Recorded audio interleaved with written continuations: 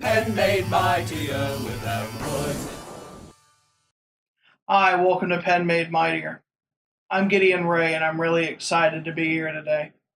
I'm really excited to see you here, watching my channel. Today I'm going to talk about something I'm vehemently passionate about. Can't you tell by the way I'm speaking? Of course you can't. That's because the way I'm saying things and what I'm saying don't match up. It's really weird. I love discordant dialogue.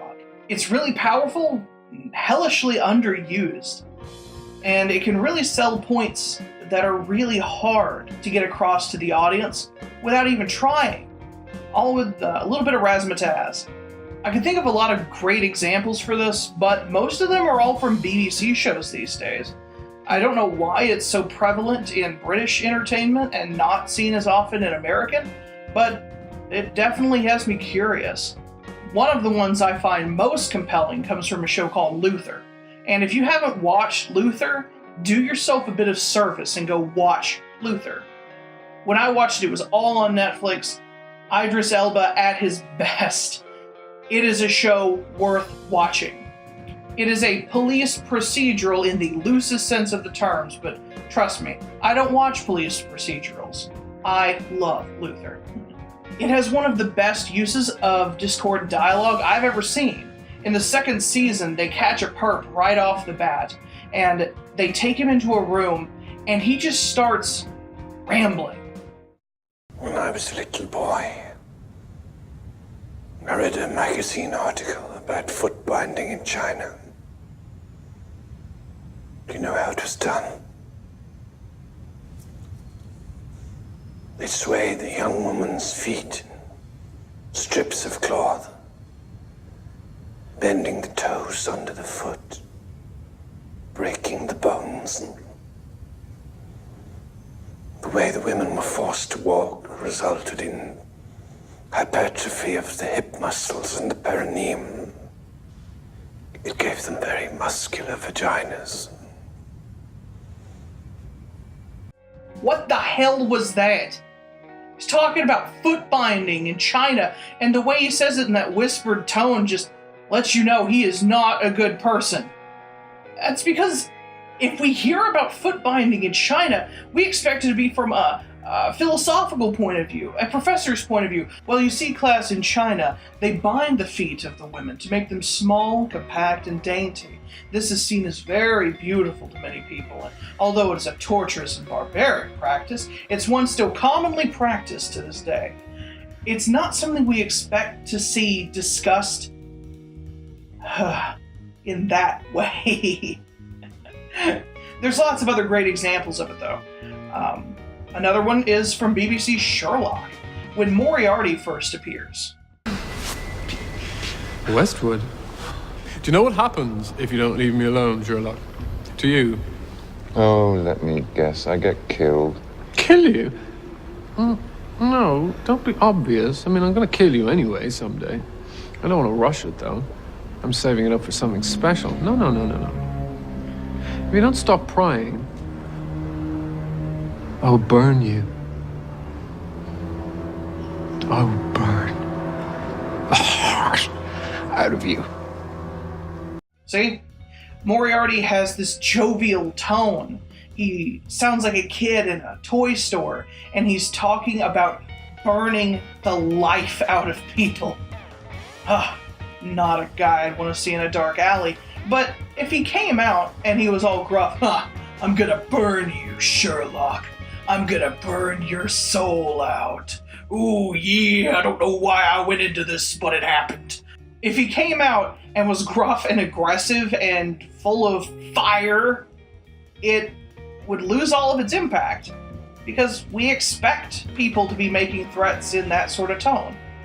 Likewise, if the guy from the footbinding thing in Luther was talking about footbinding with that, well, you see, I read Wikipedia mentality, it would be boring, because we expect it to be discussed that way. But with a little bit of change of tone, both instances become unsettling. I think that that's really impressive. One good example, I think, from American media, Hannibal Lecter from Silence of the Lambs, when he discusses his recipes for cooking people and the processes he went through for cannibalism, It's pretty eerie, and we all know the scenes. Fava beans and a nice chanty. You don't discuss eating people like that, but he does, and it leaves you feeling kind of gross, and your stomach kind of turns all over the place. And that's kind of what makes him so impressive to see on stage. And I think it's what made him an enduring character. So what's the point of discordant dialogue? Well, when a character has casual conversations, you start to learn about their motivations, and the speech patterns and tone with which they convey that information to the audience shows you how they think about that thing. If I discuss murder and psychopathic endeavors in a happy and childish tone, you'll start to think that I view those things in a happy and childish way. That'll show that there's a fundamental difference in the way I think about things and the way you think about things. That's sort of the strength of discordant dialogue. But it can really push things beyond that. If people cry and talk about things sadly when they should be happy, like about birthday parties, or perhaps about vacations with their family, you can start to learn that there's a disconnect there. It won't exactly have the same terrorizing effect, but it'll certainly put you on edge and make you think, maybe there's more to this character than I really know. But most prominently, it lets a character have a casual conversation about something that is in the backdrop of the show, and it betrays their inner workings without giving away their master plan, which is crucial for shows like Luther and Sherlock and even Hannibal. If a character comes out and says, well, my evil plan, you see, is to murder a bunch of children and then cook them in spaghetti sauce. Well, alright, thank you, generic vanilla bad guy. We're glad that you can monologue and tell us your entire motivation. But if they come out and talk about the delicate lines of a bird that has been pinned down, still breathing and fighting for life, that's horrifying. And all they had to do was describe killing a bird in a way that made them seem unhinged. You still get all of the evil, and you don't give away any of the plot. That's the strength of discordant dialogue. And I think we should see more of it, because honestly, it's beautiful, and it's brilliant, and I love it. Currently, you see it a lot in mysteries, and I think that makes perfect sense. But you also see it in some comedies, although I guess some of those are more common in mysteries, like Hot Fuzz. In Hot Fuzz, every time a murder's committed, the commissioner's all, oh, a murder, it's a murder, it's a murder, and he discusses it with a bit of jovialness. And it's easy to write that off as simple, bumbling detective behavior, because it's kind of what the movie's all about. But at the same time, if you take it and think about it, and if you see it happen over and over and over again, stuff starts to seem weird. So if you're writing a mystery and you want to use discordant dialogue to set up a red herring, fantastic way to go. Because this can easily disguise anybody while letting your bad guy do what he needs to do. Strangely, this is almost a form of writing that can't be seen very well in books and comics and anything in the written word. It exists almost primarily within context, meaning it's perfect for TV and movies and plays, but without an actor to give a certain delivery to really let an exact phrase resonate in your head, it's much harder to do. Or at the very least, you have to waste a lot of time with exposition as your protagonist explains how it made them feel, and then bleh. It can also be used, though, to foreshadow darkness in a good character. Really smart use there. Because if you have a chief detective or a noble knight or some sort of a hero that comes out and talks about something in a way that's discordant, even for just a moment, it casts a light on them and it puts them under observation. And that means you can mess around with what's really going on in the back of their head later on. Yeah, it can be really nice if you set it up in the long term. Unfortunately, I can't really think of a whole lot of great examples of this, so if you've got one, drop it in the comments. I'd love to see it. I think this could be used a lot more than it currently is. It can be used in horror movies really, really well. There's that old trope of the farmer coming out and acting crazy at the beginning of the movie. I think they called him the gatekeeper at Cabin in the Woods.